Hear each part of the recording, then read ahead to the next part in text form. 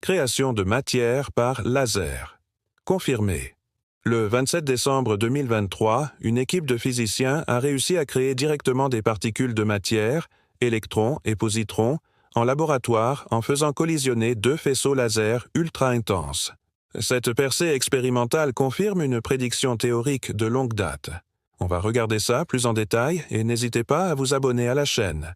L'expérience révolutionnaire menée au Stanford Linear Accelerator Center, SLAC, a utilisé deux des lasers les plus puissants au monde pour générer des photons de très haute énergie. En focalisant ces faisceaux laser l'un sur l'autre dans le vide, les scientifiques ont créé des conditions extrêmes où l'énergie des photons s'est convertie directement en masse, conformément à la célèbre équation d'Einstein, E égale m fois c au carré. La collision photon-photon a produit des paires électrons-positrons, les particules fondamentales de la matière et de l'antimatière. Les lasers utilisés dans l'expérience ont atteint des intensités de l'ordre de 10 puissance 20 watts par centimètre carré. Chaque impulsion laser, d'une durée de quelques femtosecondes, soit 10 puissance 15 secondes, contenait une quantité d'énergie considérable concentrée dans un espace minuscule.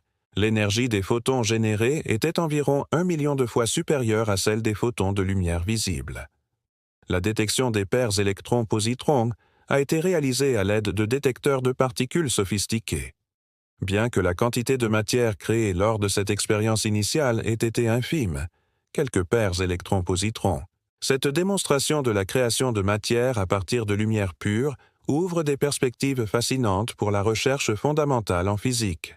Elle pourrait permettre de mieux comprendre les processus extrêmes qui se déroulent dans l'univers, comme les éruptions de rayons gamma et les environnements autour des trous noirs. Concernant la puissance laser nécessaire pour créer des quantités significatives de matière, les scientifiques estiment que des lasers encore plus puissants atteignant des puissances de l'ordre du pétawatt, soit 10 puissance 15 watts, et au-delà pourraient potentiellement produire des quantités macroscopiques de matière.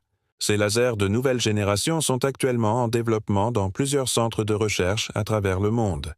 Cependant, la conversion efficace d'énergie lumineuse en masse à une échelle significative reste un défi technologique majeur qui nécessitera des avancées considérables dans la technologie laser.